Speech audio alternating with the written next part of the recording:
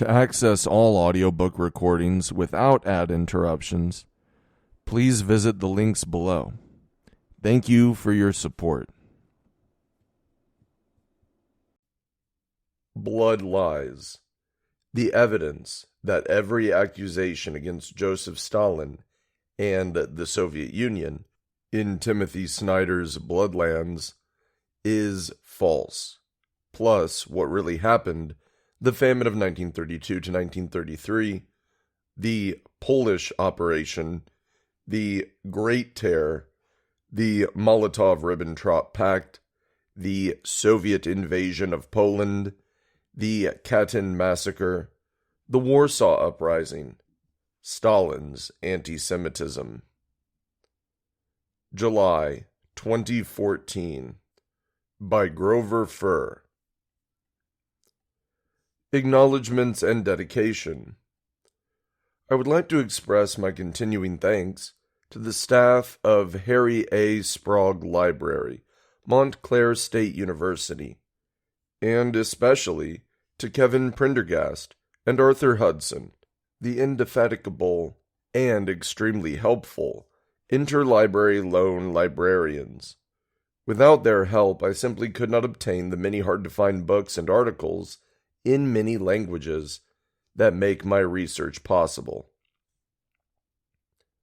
I dedicate this book to Vladimir Lvovich Bobrov of Moscow, Russia, a fine historian, superb translator, a tactful yet sharp critic.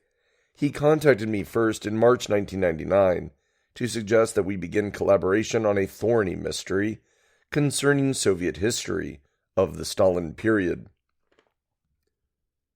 When I was hesitant to do so, his patient, persuasive voice convinced me. From there, our collaboration has continued for more than 15 years.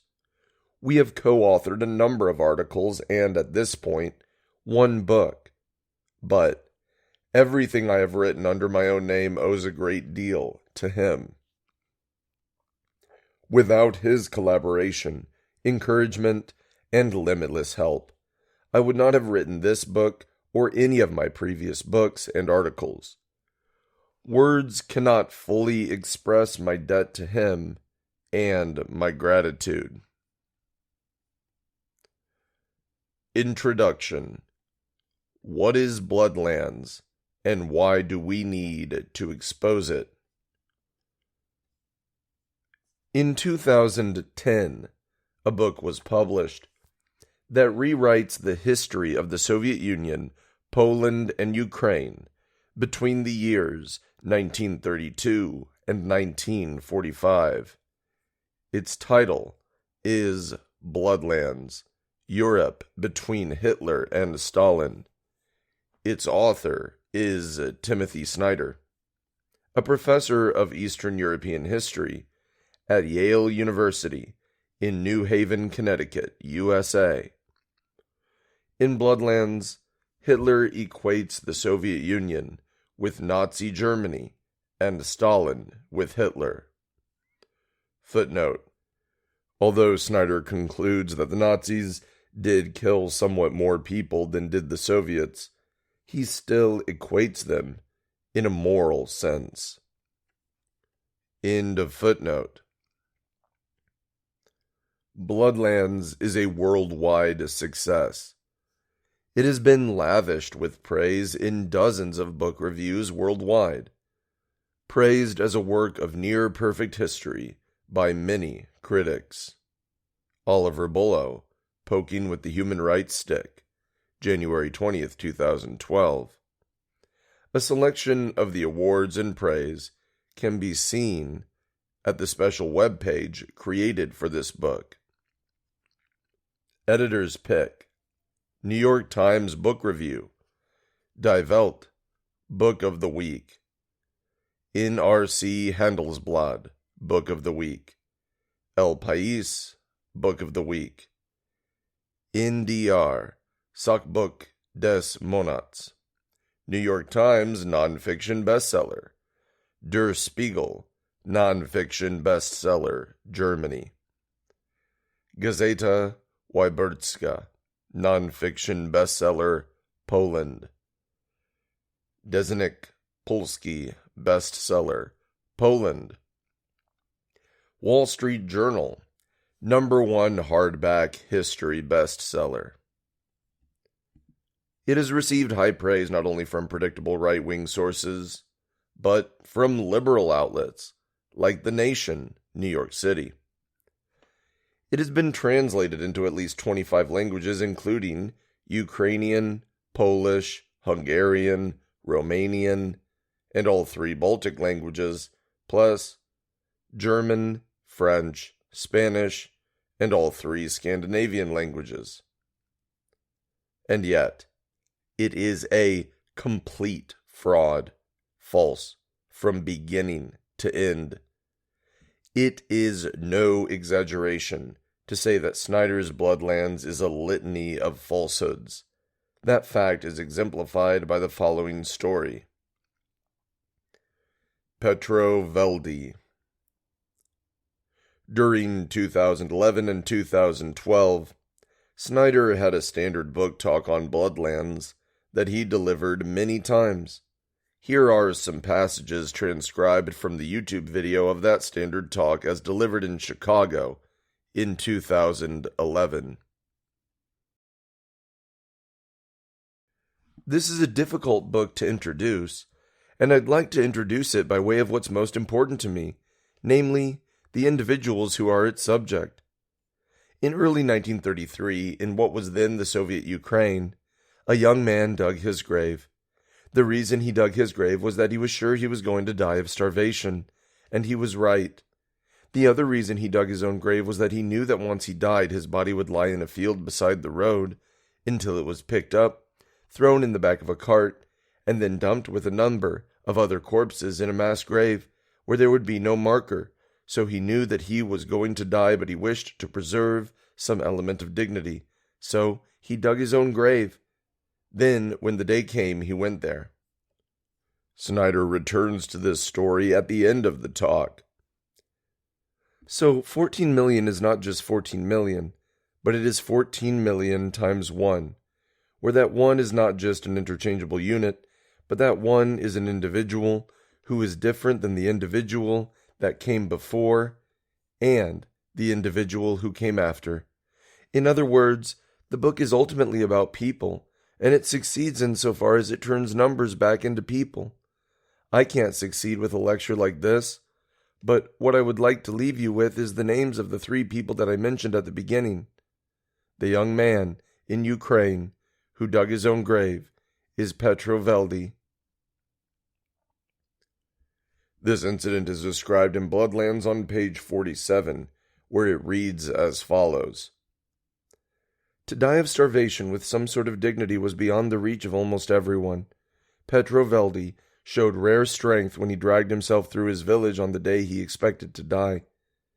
The other villagers asked him where he was going, to the cemetery, to lay himself down.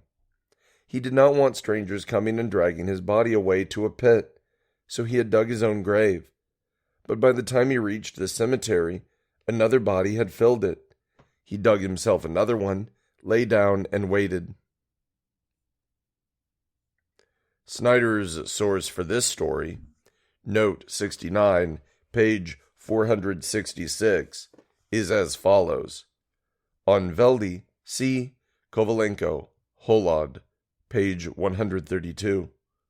Snyder spells the man's name Veldy in the text, but Veldy in the footnote. The apostrophe is the transcription of a Ukrainian letter. As we shall see, neither is correct. Kovalenko's book is rare in the United States, so few, if any, readers will check this story. Here is the original, at page 132. I can see it like it happened today. Petro Veldy is going to the village and is carrying in his hands some kind of little bundle. People stand by the village Soviet in the square. Petro is walking in a festive linen shirt, linen trousers, with a tspok in his hands. Footnote. To spoke can mean a stick or cane. Beldy is dressed in his best. The cane would suggest he was elderly or infirm. I have been informed that to spoke can also mean one of several different kinds of digging implements, depending on the specific area in the Ukraine where the word is used. Since Beldy thinks his grave has already been dug, he would probably not bring a digging implement. But then, how does he dig himself another grave? End of footnote. Where are you going? The people ask. To the cemetery. Why? To die. Since I do not want to be carried in a cart, I will go by myself. He went, but the pit that he had dug earlier for himself was already occupied. Petro dug himself another grave, and so died at the cemetery. Snyder has seriously distorted this story. The man's name was not Veldy or Veldi, but Beldy. There is nothing at all about starvation or famine in the story. There is no indication that Beldy is even hungry. The original has nothing about Beldy dragging himself through his village. It simply says that he walked to the village. Snyder's phrase, dragging himself, suggests weakness and is no doubt also intended to suggest starvation and the famine. It permits Snyder to claim that Veldy showed rare strength, but the original suggests nothing of the kind. In it, the villagers standing around the village Soviet, local government headquarters, just wonder what he is doing. In the original, Beldy is carrying a little bundle. This account does not say what was in it. One likely possibility would be food. Snyder omits the bundle altogether. In the original, Beldy is dressed in his holiday clothes. Clearly, he wants to be buried looking his best. Snyder omits this detail. Snyder claims that Beldy did not want strangers coming and dragging his body away to a pit. But there is nothing like this in the original. Kovalenko quotes Beldy as telling some of his fellow villagers that he did not want to be carried away in a cart. Since this is what normally happens when a person dies, the body is taken away in a cart, it means that Beldy has some private reason for not wanting this. In the original, Beldy dies in the cemetery after digging himself a second grave. In Snyder's version, he lay down and waited. In his book Talk, Snyder calls Veldy a young man, but in Snyder's source there is no indication at all of his age. Snyder has falsified this story. He has appropriated it to the famine by adding some details that are not in the original story, while omitting other details that are in it. Even in Kovalenko's book, the story says nothing at all about the cause of the 1932-1933 famine, or anything about any famine at all. But more than that, Snyder's version simply can't be true. This man who, in Snyder's version, was starving to death, starving so badly that he thought he would die on that very day, dug not just one grave, but two. It's no good to dig a shallow grave. The body would probably be dug up by dogs. Digging a deep grave is hard work. It shows exactly the opposite of the lassitude that accompanies slow starvation. But according to Snyder, Veldy was not just starving, he was so far gone that he expected to die that very day. This is impossible. A starving person would not have had the energy to dig these two graves, one some days before, when he must have been starving as well, or why dig the grave, and another on the very day he expected to actually die of starvation. In the original story, he does die. Sure enough, the original story has nothing about starvation, famine, dragging himself, strangers dragging his body to a pit, or even anything that suggests hunger. This story has the form of a legend or folklore, the man who dug his own grave and then waited for death to come. Here is a similar story about a legendary French-Canadian voyager, preserved in a ballad or folk song. Pursued by the Indians through the forest, Callot gradually weakened. He dug his own grave, erected a cross above it, and composed a ballad about his misfortune, which he wrote in blood on birch bark. It was found by those who came to look for him. In any case, no conclusion can be drawn from this rumor or from any rumor. It does not even mention famine or starvation. Even if the original version in Kovalenko's book could somehow be verified, it would not prove anything relevant to Snyder's book.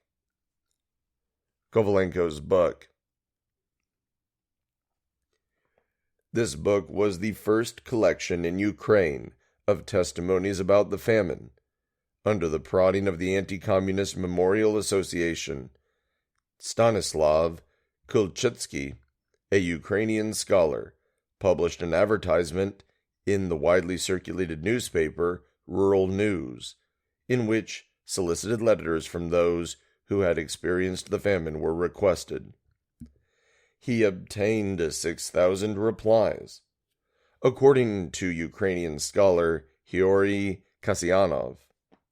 Paradoxically, these questions and the memories they stimulated, regardless of the motives that led to their appearance, could have become one important element in a more adequate reconstruction in the picture of the events of 1932 to 1933.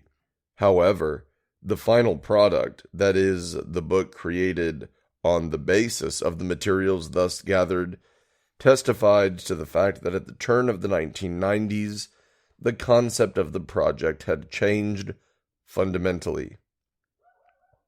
For the book, they selected only information from eyewitnesses who painted terrible pictures of people dying in their own homes and related excesses. Though Kovalenko's book, from which Snyder took this story before falsifying it, is hard to find in the USA, it is famous and widely available in Ukraine. In fact, it is famous as the first collection in Ukraine, still at that time a Soviet republic, of stories by those who lived through the famine of 1932 to 1933. The book is so well known that we might expect that the Ukrainian translation of Snyder's book would reprint the original story from Kovalenko's volume, but instead, it translates Snyder's distorted version, even to the point of getting Veldy's name wrong, as Snyder did. Petro Veldy showed rare strength of will, and with his last strength went into the village on the day that he was waiting for death to come for him. His fellow villagers asked him where he was going, to the cemetery to climb into a grave.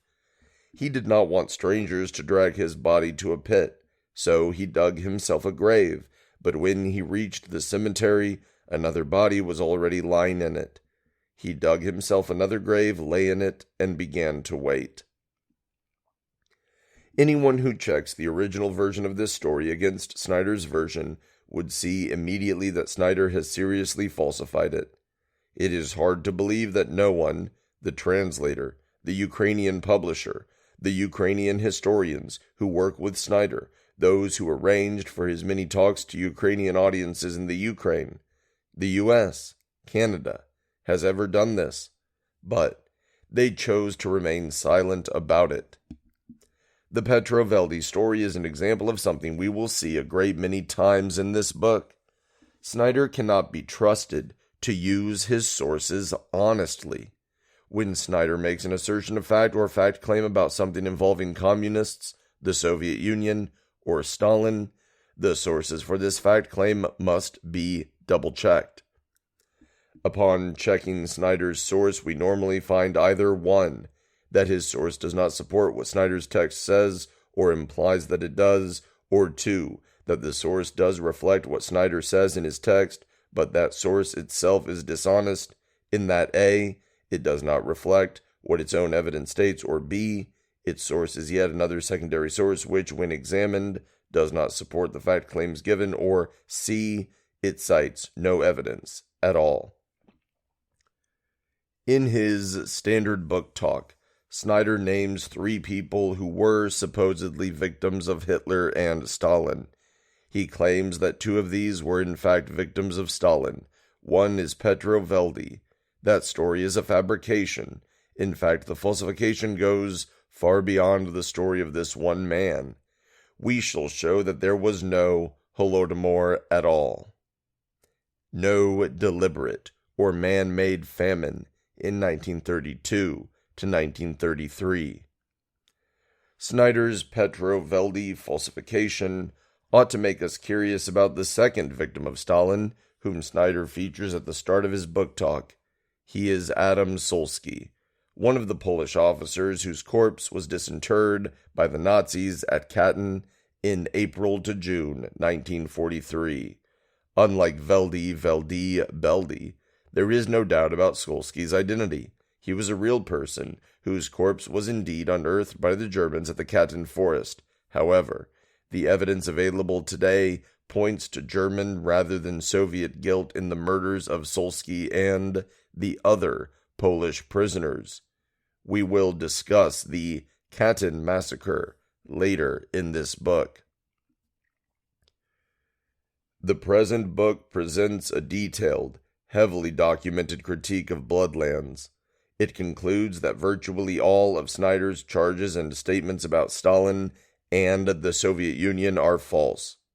I prove this by checking the evidence Snyder cites, by including, when appropriate, the evidence Snyder's sources cite, and by citing other evidence he omits.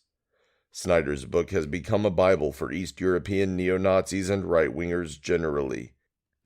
Here is a collection of articles from the Holocaust research site Defending History, collected February 2014. Foreign Minister of Lithuania invokes Timothy Snyder in launch of newest European Union campaign for double genocide. Vytautas Magnus University professor tells Lithuanian Daily that Timothy Snyder is the one great hope.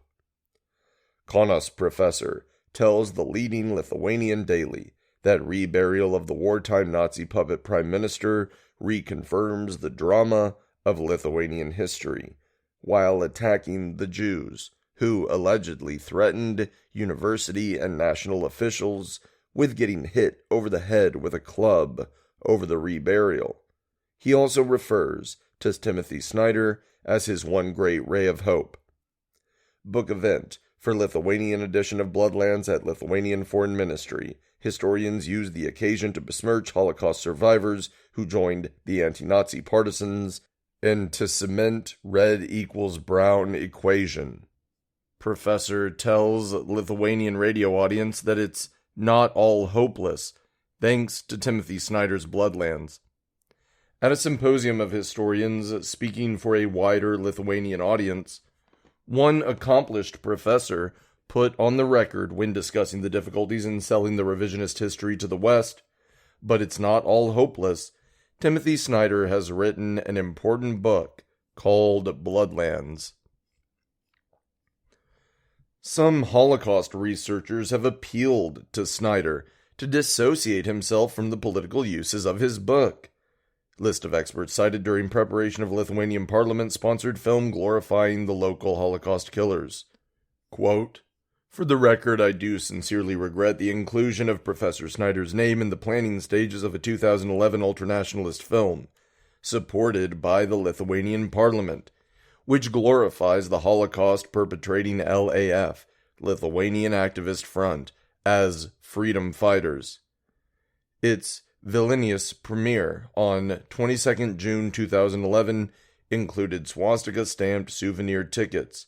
Report on the event, review of the film by the longtime editor of the last Jewish newspaper in Lithuania. I respectfully call on Professor Snyder to publicly disavow and or sever any links to the planning for the film, which would have simply been naive, and to now condemn the final product as the product of ultranationalist, anti-Semitic, East European Holocaust revisionism designed to glorify the perpetrators and deflect attention from local participation in the Holocaust in the making of state-sponsored revisionist history." End quote. Good luck with that. There is no way that Snyder is not completely aware of the political tendency of Bloodlands and whom the falsehoods and distortions in his book benefit. The page in question is titled East European Nationalist Abuse of Timothy Snyder's Bloodlands, but it is not an abuse at all. This is in fact the political tenor of Bloodlands. The East European nationalists and neo-Nazis have understood it all too well. I have specialized in researching the history of the Soviet Union during the Stalin years, particularly the crucial decade between 1930 and the Nazi invasion of June 22, 1941. I first became acquainted with Snyder's research some years ago when studying the Volhynian massacres, the mass murders by Ukrainian nationalist forces of 50,000 to 100,000 or more Polish civilians in the western part of the Ukrainian SSR, then under German occupation. In the 1990s, Snyder published the only scholarly studies in the English language of these horrifying slaughters, although his anti-communism and a tendency to minimize the crimes of anti-communist nationalists are already evident in these articles. Several years ago, a friend and colleague asked me what I thought about one of Snyder's essays in the influential American journal The New York Review of Books. There, Snyder asserted, without evidence of any kind, that the famine of 1932 to 1933 was man-made and deliberately directed by Stalin to kill and to terrorize Ukrainians.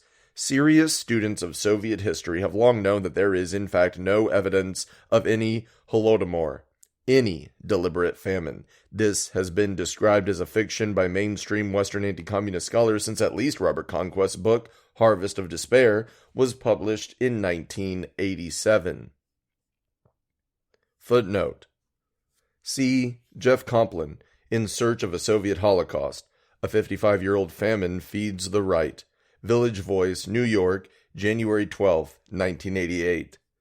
End of footnote. Conquest himself has withdrawn his accusation that the famine was deliberate. We discuss this matter thoroughly in chapters 1 through 3 of the present book.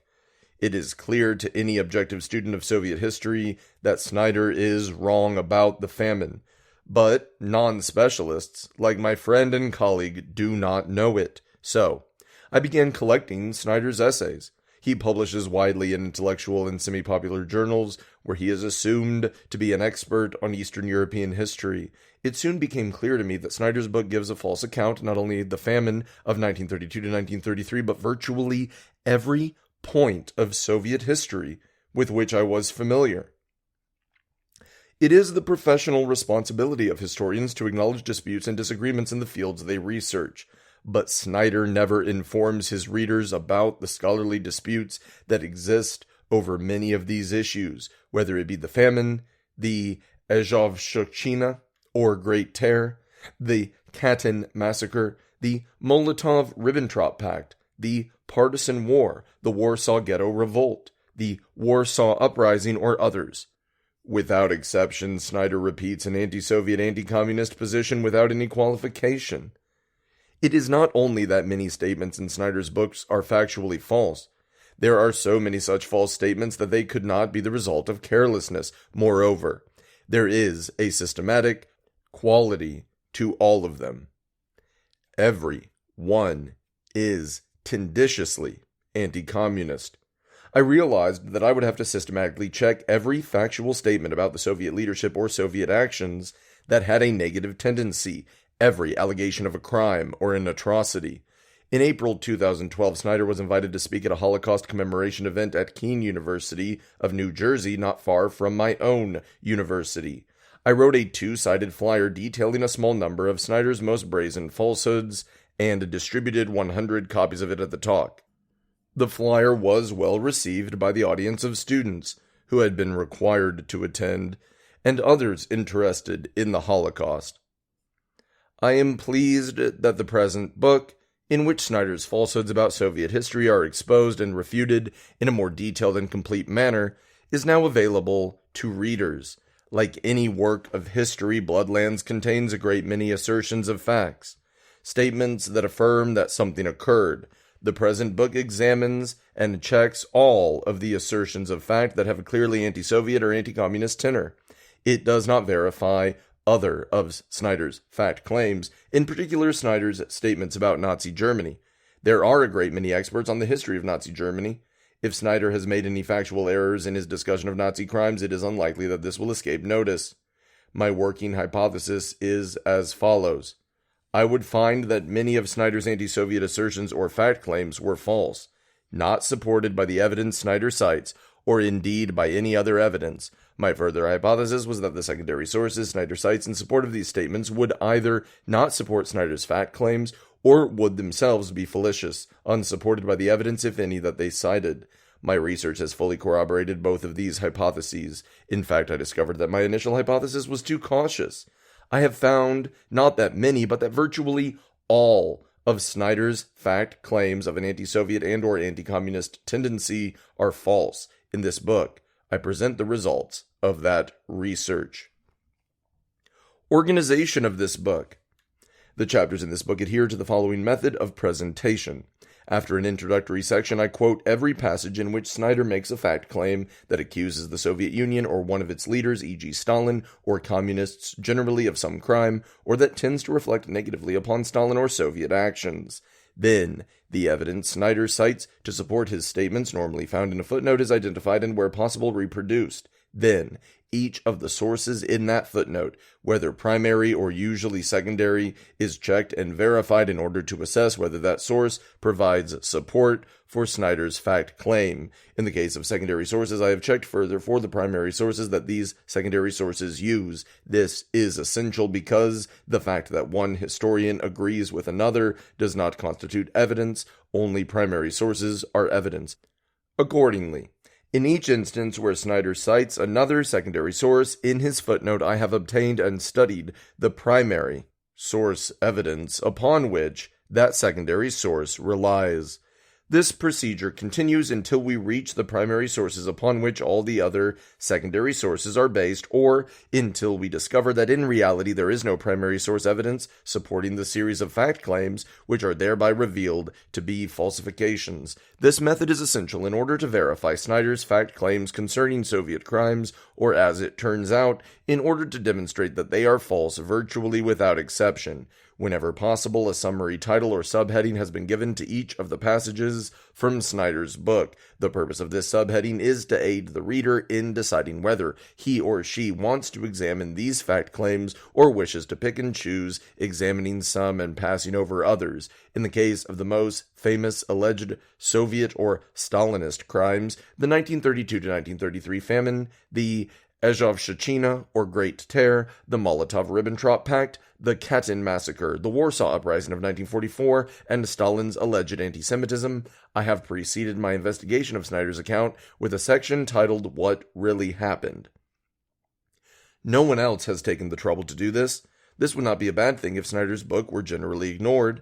Historians of the USSR, like historians generally, should spend their time in discovering the truth rather than in double-checking every fact, claim, and allegation made by other historians. But Snyder's book is very influential, as are his published articles in semi-popular journals. Snyder's fact claims are normally assumed to be true, while the reality is that they are virtually always false. Through books such as Bloodlands, falsehoods become accepted as truths, the current of historical understanding polluted.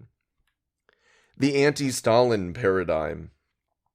In the present book, I demonstrate, using Snyder's own sources and other evidence, that the fact claims in Bloodlands are false, that not a single one of the accusations Snyder levels against Stalin, the Soviet leadership, or pro-communist forces, such as partisans, is true. Such a conclusion demands explanation, and I outline my own views in the conclusion. One important element of that explanation is what I call the Anti-Stalin Paradigm, about which a little should be said here at the outset. Since the Bolshevik Revolution itself, the academic field of Soviet history has been dominated by anti-communist bias. In February 1956, at the 20th Congress of the Communist Party of the Soviet Union, Nikita Khrushchev, first secretary of the party and leader of the Soviet state, gave a secret speech in which he accused Stalin and Lavrentiy Beria of great crimes. Khrushchev and other party leaders under him went even further in their attacks on Stalin at the 22nd Party Congress in 1961. After that, and until Khrushchev's ouster in October 1964, a flood of pseudo-scholarly Soviet works were published in which accusations about Stalin's crimes multiplied widely. Khrushchev's 1956 secret speech, the anti-Stalin speeches at the 22nd Party Congress, and the ensuing torrent of Khrushchev-orchestrated fabrications became the basis for the avalanche of anti-Stalin books that followed.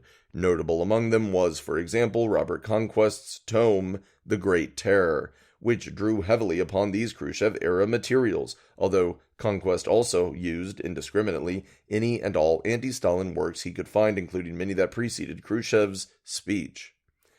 In an earlier article, Vladimir L. Bobrov and I examined the last chapter of Stephen F. Cohen's book, Bukharin and the Bolshevik Revolution, 1973, another of the anti-Stalin books based on Khrushchev-era materials. There we showed A, that Cohen relied entirely upon Khrushchev-era revelations in this chapter of Bukharin's fate between 1930 and 1938, and B, that every single revelation Cohen makes in that long chapter is demonstrably false, thanks to evidence from Soviet archives now available to researchers.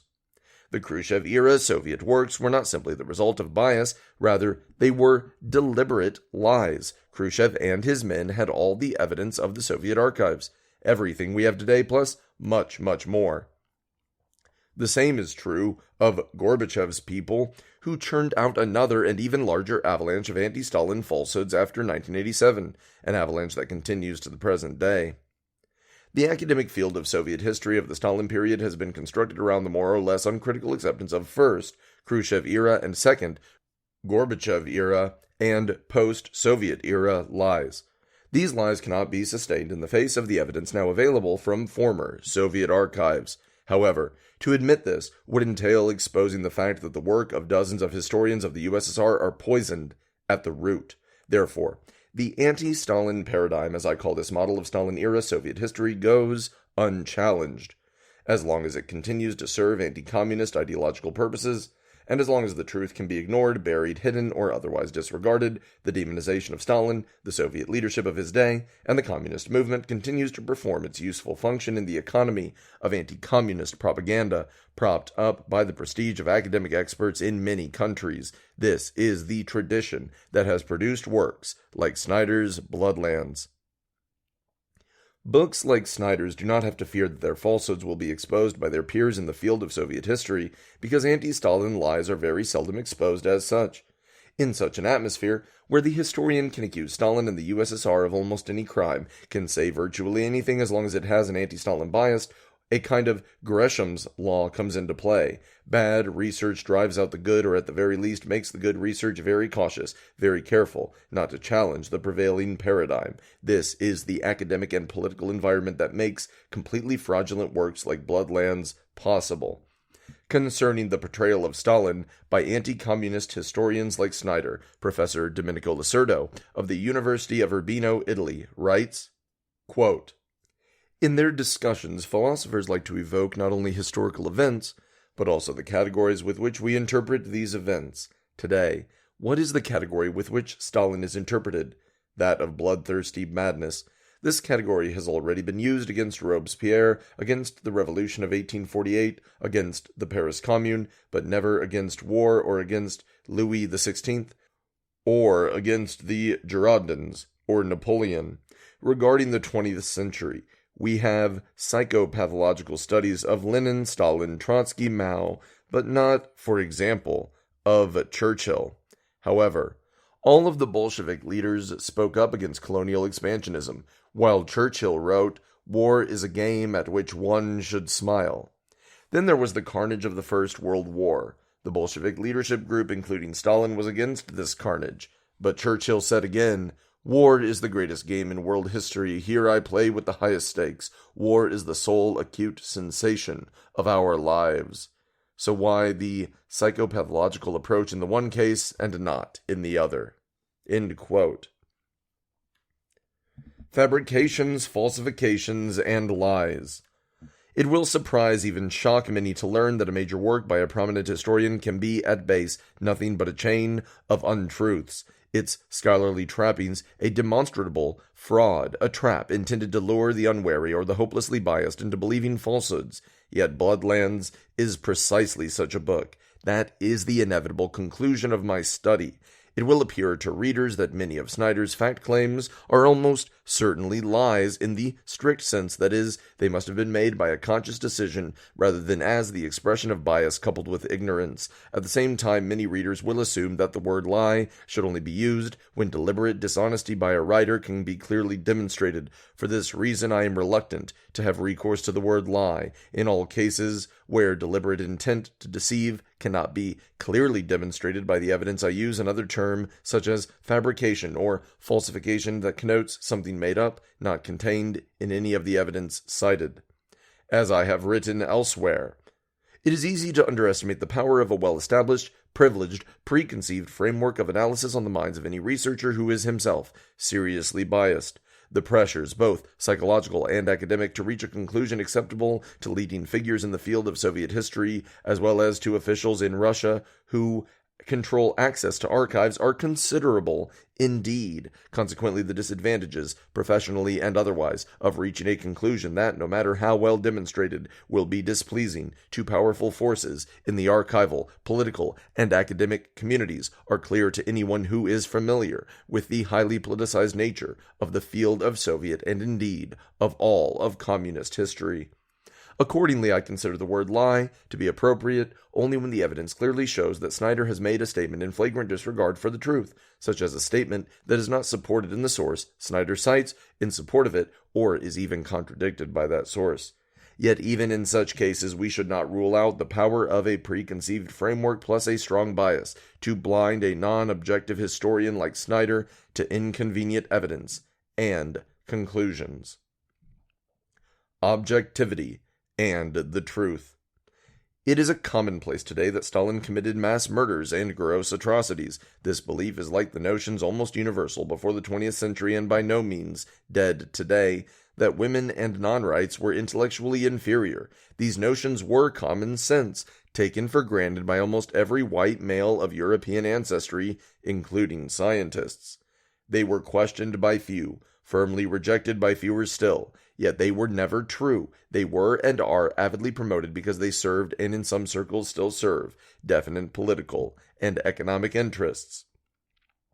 An objective study of the evidence now available shows that, contrary to what everybody knows, what I call the AntiStalin Paradigm, none of the mass murders and atrocities alleged against Stalin and the Soviet leadership of his day can be verified by the evidence. Because this conclusion will strike many readers as outrageous, the evidence supporting it must be more fully expounded than is normally the case in historical studies. After all, a major conclusion of this book is that on any important matter, the fact claims of historians should not be simply believed, accepted as true, but must be verified. Why then should any reader believe the fact claims in this book, namely, that some statements in Bloodlands is false, when the same book cautions them not to believe Snyder? Accordingly, the footnotes, references, and where necessary, the primary documents essential for any reader to check my conclusions are reproduced here. This adds to the length of this study, but there is no other way to document such a travesty of historical scholarship as Bloodlands presents us with. In some cases, I have put longer passages from primary or secondary sources on the internet as web pages and provided URLs to them. The aim of the present study is to examine the allegations by Snyder against Stalin, the Soviet leadership, and pro-communist forces. Although Bloodlands reads something like a prosecutor's brief against Stalin and the USSR, the present study is fundamentally different. It is not a defense attorney's brief. It is not an attempt to prove either guilt or innocence. Rather, it is an attempt to find the truth. I have tried hard to do what an investigator does in the case of a crime in which he has no parti pris, but only wishes to solve the crime. This is what all historians are supposed to do, and what most historians who investigate the more distant past do all the time. I wish to persuade the fair-minded objective reader that I have carried out a competent, honest investigation, namely that I have done the following: collected all the evidence that Snyder has cited to prove his allegations against Stalin et al., and also any negative evidence that contests these allegations, studied all this evidence carefully and honestly, drawn my conclusions on the basis of that evidence. Political prejudice predominates in the study of communism and in particular of Soviet history. Conclusions that contradict the dominant anti-Stalin paradigm are routinely ignored or dismissed. Conclusions that cast doubt upon accusations against Stalin or whose implications tend to make him look either good or even less evil than the predominant paradigm holds him to have been are called Stalinist. Any objective study of the evidence now available is bound to be called Stalinist simply because it must reach conclusions that are politically unacceptable to those who have a strong anti-communist bias, those who are in thrall to the false anti-Stalin paradigm. I wish to persuade the objective reader that I have reached my conclusions on the basis of evidence and its analysis, and not on any other basis, such as political bias. My aim is neither to arraign or convict Snyder nor to defend Stalin, the Soviet leadership, or pro-communist forces. Specifically, I assure the reader that I remain ready to be convinced that Stalin et al. Did commit the atrocities alleged by Snyder if and when evidence is disclosed that supports that conclusion, and that evidence can withstand the scholarly scrutiny to which all evidence should be subjected. Evidence. Before proceeding to study the relevant evidence, we must briefly consider the question of evidence itself. Whereas documents are material objects, in our case, writing on paper, evidence is a relational concept. In the present study, we are concerned with investigating Snyder's allegations in Bloodlands of criminal atrocious activity by Stalin, the Soviet leadership, and pro-communist forces. There is no such thing as absolute evidence. All evidence can be faked. Any statement, a confession of guilt, a denial of guilt, a claim one has been tortured, a claim one has not been coerced in any way, may be true or false, an attempt to state the truth as the speaker or writer remembers it, or a deliberate lie. Documents can be forged, and in the case of Soviet history, often have been. False documents have on occasion been inserted into archives in order to be discovered. Or it may be alleged that a given document was found in an archive when it was not. Photographs can be faked, eyewitnesses can lie, and in any case, eyewitnesses are so often in error that such evidence is among the least reliable kind. In principle, there can be no such thing as a smoking gun evidence that is so clearly genuine and powerful that it cannot be denied. Identifying, locating, gathering, studying, and interpreting evidence are skills that can be taught to anyone. The most difficult and rarest skill in historical research is the discipline of objectivity.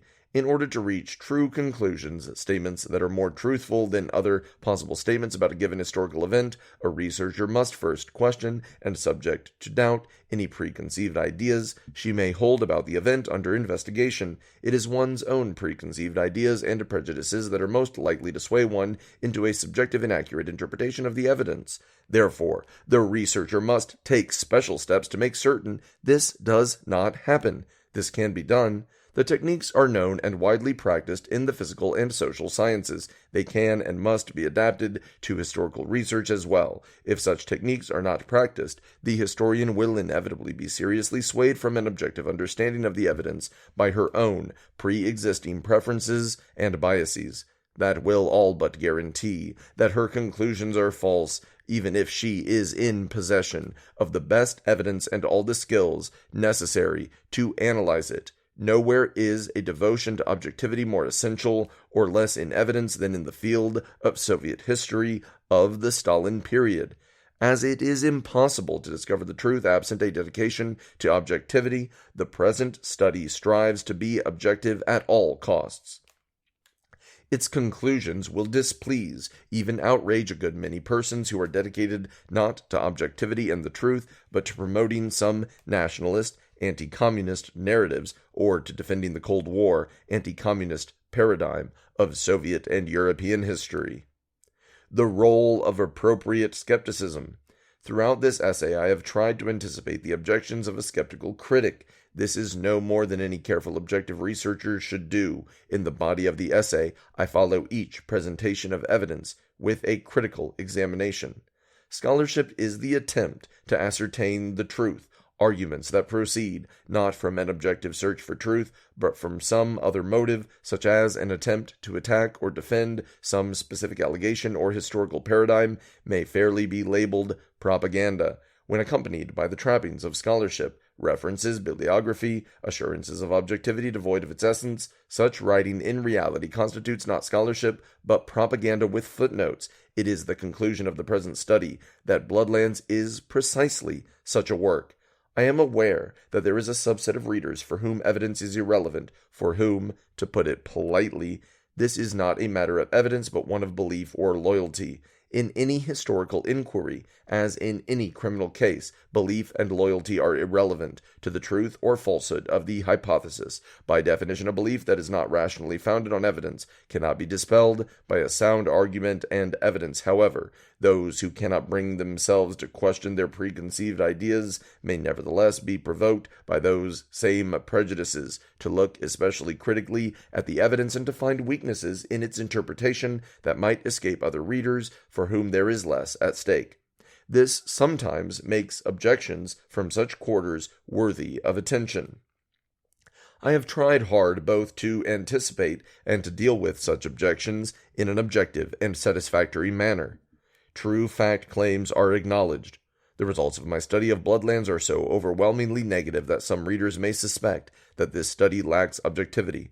I wish to assure the reader that I have done my best to point out those very few cases in which Snyder makes a fact claim about the Soviet Union that is both of a negative tendency and is true. Polish and Ukrainian nationalism. Footnote. In this chapter and in the conclusion, I have put scare quotes around the words nationalism and nationalist. I do so because the right-wing nationalists claim that only anti-communists can be really nationalists. Communist Poles, Ukrainians, Russians, and others claim nationalism too. National in form, socialist in content, is one formulation. There is no reason that the right-wing conservative, fascist, etc. definition of nationalist should be conceded to be the only legitimate nationalism. In fact, the very concept of nationalism has long since been deconstructed, though we cannot go into that here. End of footnote.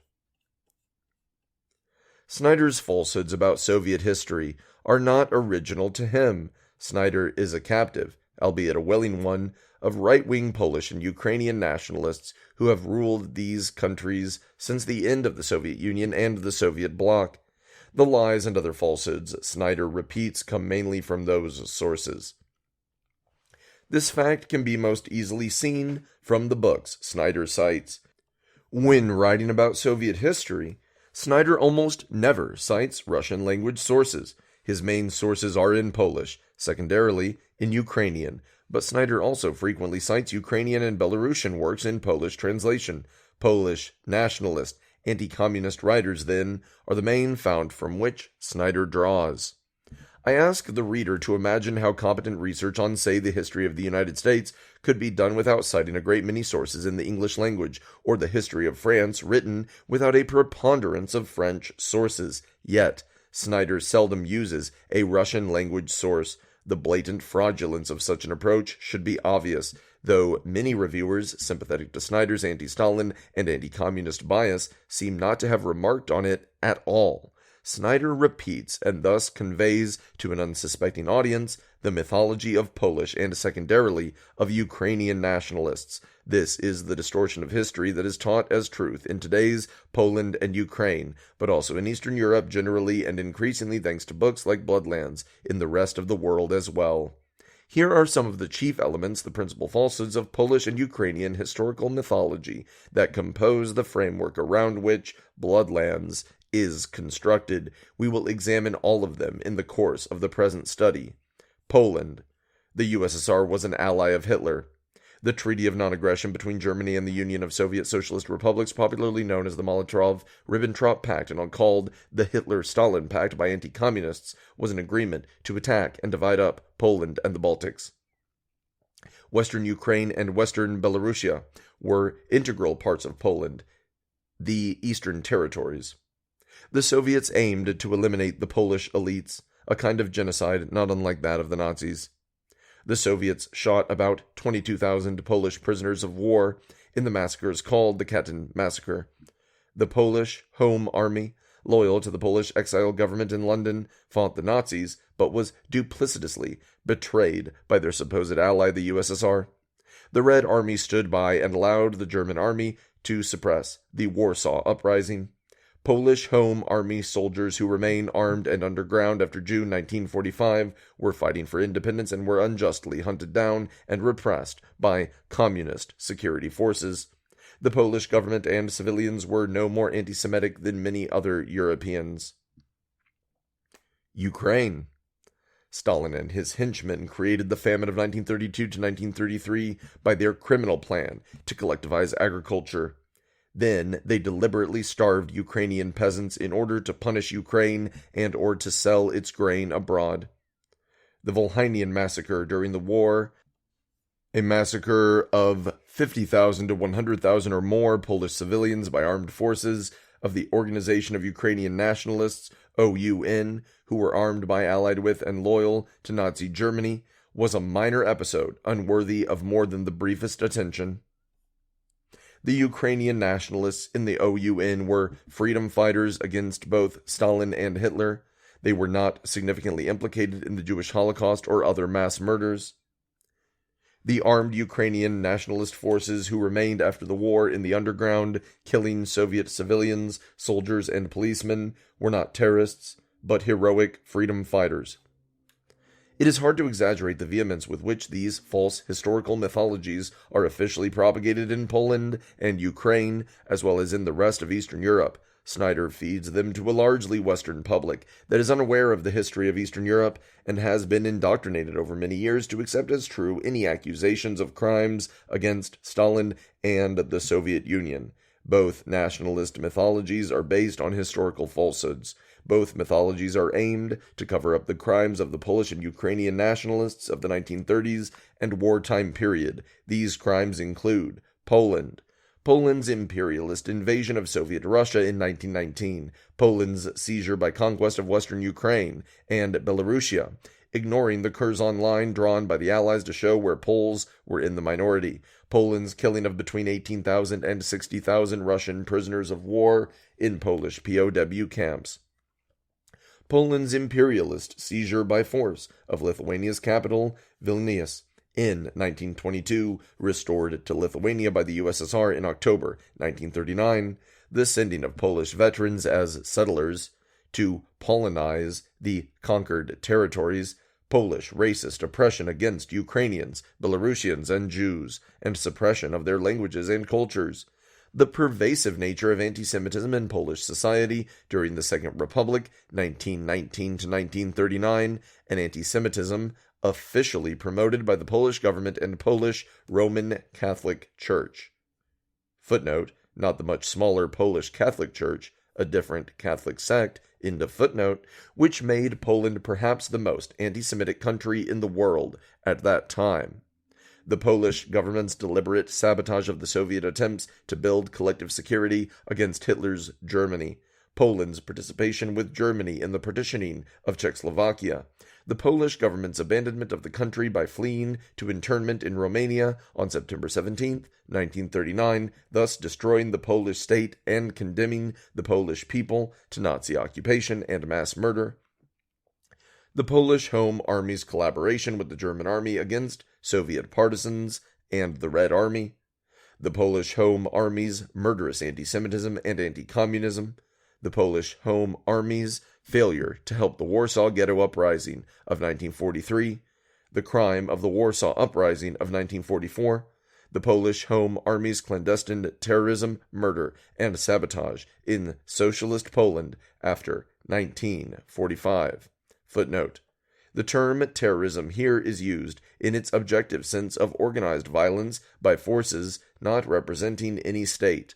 End of footnote. Ukrainian nationalism. Since the Second World War, the two pillars of Ukrainian nationalism have been A.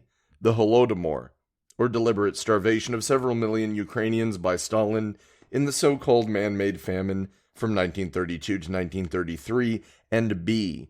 the supposed heroism of the armed forces of the OUN as freedom fighters against both Germany and the Soviet Union for independence. Both are myths. No Holodomor occurred. The terrible famine of 1932 to 1933 was caused by natural phenomena. The OUN forces were Nazis and Nazi-like mass murderers. We discussed the 1932 to 1933 famine and Snyder's lies about it in a separate chapter. The principal characteristics of Ukrainian nationalism, all of which Snyder either omits or mentions only in passing, include the following: the fascist nature of Ukrainian nationalism, the collaboration of the Organization of Ukrainian Nationalists, OUN, with the Nazis during the invasion of the USSR in 1941 and during the war, the OUN's participation in the mass murder of Soviet Jews, the Holocaust, and of a great many other Soviet citizens, the mass murder by Ukrainian nationalist forces of 50,000 to 100,000 Polish civilians, the OUN's underground terrorism against Soviet citizens after the war, including collaboration with the American OSS/CIA. Why now? During the period of the Cold War, Polish and Ukrainian nationalists pushed this mythology hard. It is easy to understand why they did so. Their aim was to try to help the Western capitalist powers to weaken and perhaps overthrow socialism in the USSR and Eastern Europe. Following the principles of the big lie outlined by Hitler, they considered any means, in this case any degree of lying and falsehood, to be legitimate towards this goal. After 1990, Poland, and 1992, Ukraine, the nationalists found themselves in power in capitalist states. The goal of capitalists is to enrich themselves by extracting value from the working class. This meant lowering the standard of living of the working class of Poland and Ukraine. Nationalism, the myths of the heroic past, and of the two Holocausts, one by the Nazis, the other by the Soviets, has been the main way the economic and intellectual elites of Poland and Ukraine have attempted to create a history useful to the new anti-communist ruling elites. By constructing nationalist lies, they also cover up the shameful truth about the past. Such national mythology also serves the important function of distracting the population away from the fact that its own rulers, through their government, are exploiting them more, lowering their standard of living. Most other post-Soviet countries, from the Baltics to Hungary, have witnessed the imposition of similar false, nationalist, and anti-communist historical constructions by their new capitalist rulers. Until recently, this nationalist mythology was virtually unknown outside Eastern Europe. Why is it now being popularized in the rest of the world? There appear to be several reasons. Anti-communism. The anti-communist motive is simplest to understand. Polish and Ukrainian nationalist mythologies, like those of the other former Soviet and Soviet bloc countries, rely on pushing anti-communist lies the more the better. They do this in order to disguise or minimize the fascist, racist, and pro-Nazi crimes of their nationalist predecessors, most of whom are praised as heroes today. For capitalists anywhere, it is always logical to promote anti-communism in order to disarm protests against the injustices of exploitation. By demonizing communism and then by describing protests against socioeconomic inequality as communist, capitalists attempt to delegitimize any protest against their exploitative policies. Militant trade unionists, students fighting for lower tuition or free education, struggles against imperialist wars and military expenditures, all can be and are condemned as communist. If communism can be equated with Nazism, then anti-communism and thereby exploitation can be portrayed as praiseworthy, even virtuous. Meanwhile, the essential similarity between Nazi-type anti-communism and ordinary capitalist anti-communism can be obscured, as can the fact that fascism was and is another form of capitalism. 20 years after the end of the Soviet bloc, many citizens of Eastern Europe look back upon it with some, often much, nostalgia. Like the USSR, these were social welfare states that provided basic benefits and jobs to all or almost all citizens, free or low-cost medical care, education, job training, retirement pensions, and many benefits for the youth. This basic economic security is entirely lacking in capitalist states, leaving most citizens vulnerable and fearful. Cultural activities were popular, free or low cost, and encouraged by the government. Racism, the ethnic hatreds and rivalries that have been the curse of Eastern Europe in the 20th century are now coming back. was at a minimum. The sense of internationalism within the socialist bloc, taken for granted at the time, is often remembered now with fondness. Geopolitics. The United States encouraged and aided the breakup of the Soviet Union and the Socialist Bloc in an effort to weaken its main political and economic rival. An important ideological weapon in this effort was the demonization of the Soviet Union generally and especially of the Stalin era. Since then, the United States and NATO have engaged in wars and killed civilians on a scale that no one could blame the Soviet Union for. 1 million civilians, mostly children, by the war and then boycott on Iraq from 1991 to 2003, and another several 100,000 at least since then.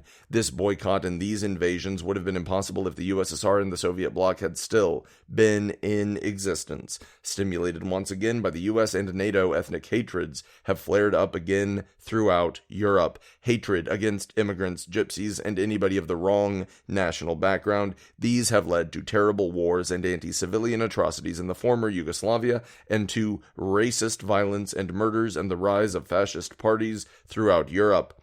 When the USSR sent an army into Afghanistan in December 1979, the USA and Western capitalist governments howled with protest, canceled the 1980 Olympic Games, armed and trained the future al-Qaeda terrorists.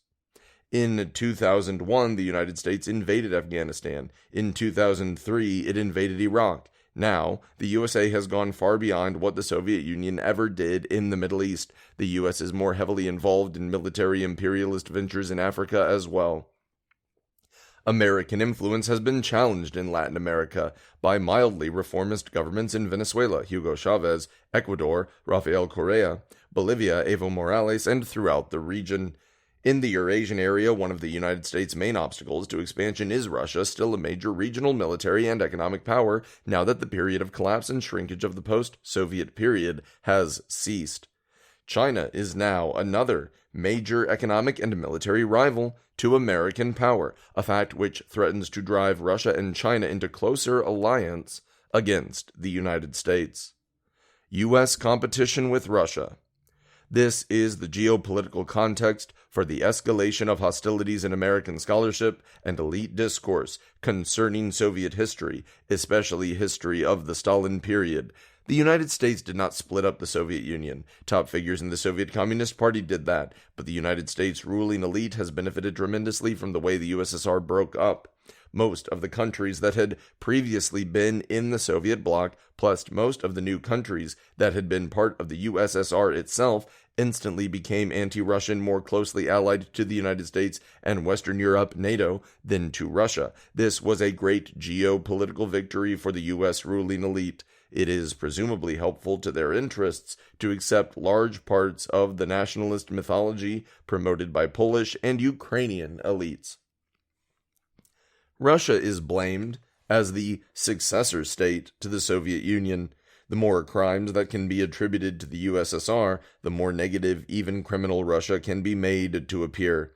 The campaign to associate the Soviet Union with Nazi Germany serves to obscure the far more accurate parallels between the pre-war capitalist states and Nazi Germany, and the fascist mass murders by capitalist states before and after World War II. It is similar to the French and American rewriting of their wars to preserve colonialism in Vietnam by calling them wars of liberation against communist aggression, since the anti-colonial movement in Vietnam was indeed led by the Communist Party. One could argue that there has indeed been a second Holocaust, not by the Soviet Union during 1930 to 1945, but by the Western imperialist nations in their colonial empires during their final century of roughly 1880 to 1975, with tens of millions of victims. This second Holocaust has only escalated since the demise of the Soviet bloc. Method of presentation. The present book takes upon itself the task of examining and checking every single statement in Bloodlands that has an anti-Soviet or anti-communist tendency, and reporting the results of this research of verification.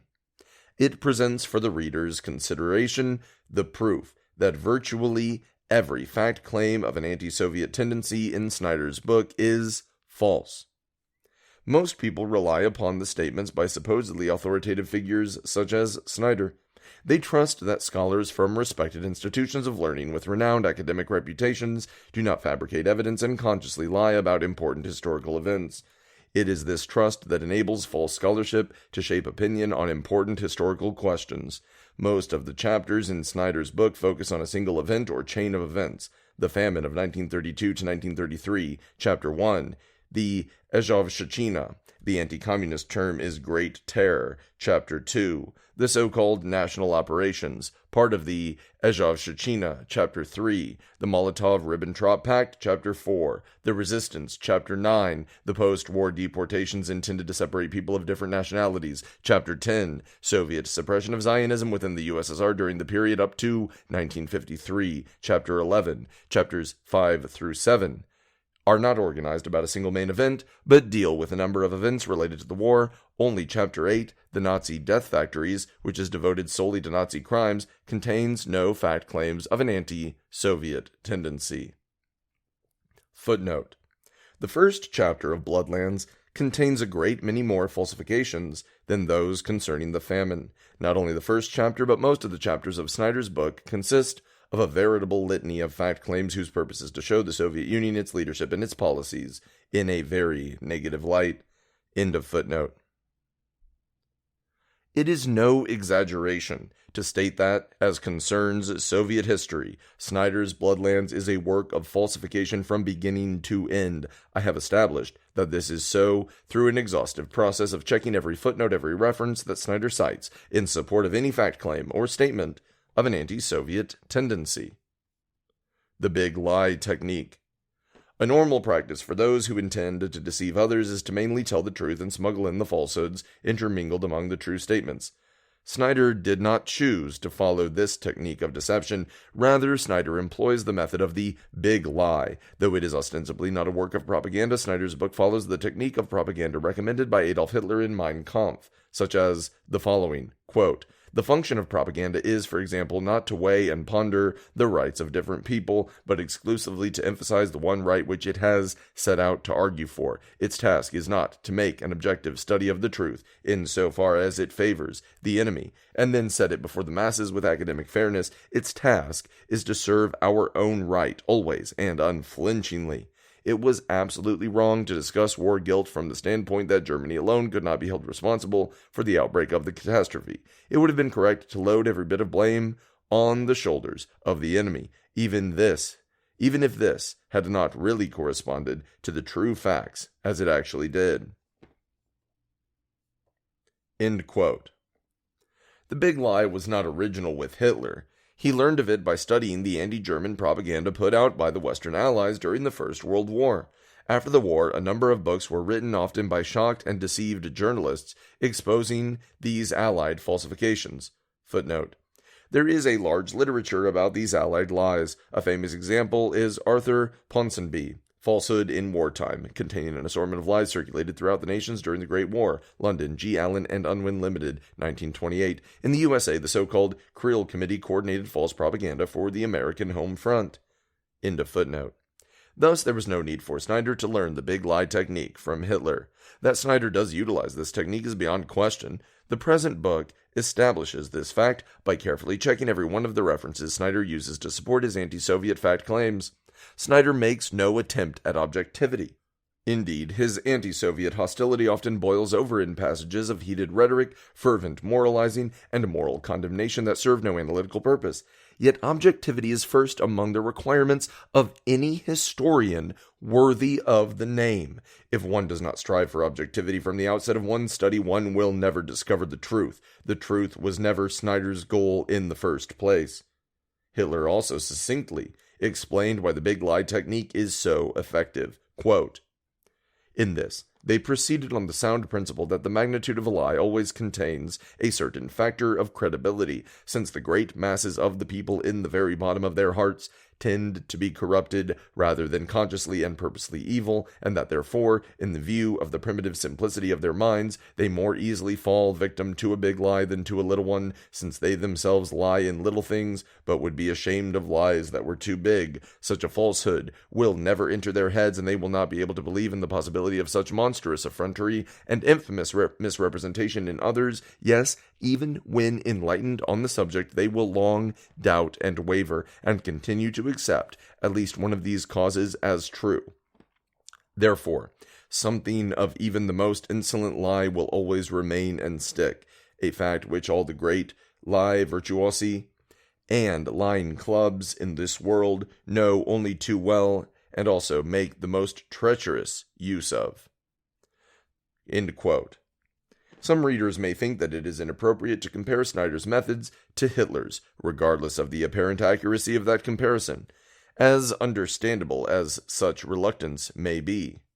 The reader should note that Snyder often compares Joseph Stalin to Adolf Hitler, but utterly fails to demonstrate that similarity because the evidence he cites in support of this Stalin-Hitler comparison is not evidence at all, but is based on falsification. Consciously or not, Snyder uses the big lie technique to compare Stalin to Hitler, the communists to the Nazis, communism to Nazism. This comparison falls apart if one sticks to the truth. The truth dismantles it entirely, hence the lies and falsehoods, deliberate or not. A full professor of history at Yale University, publishing with a major American commercial publisher, can rely on credibility, the only coin in the propagandist's purse. This present study shows this coin to be counterfeit. End of introduction.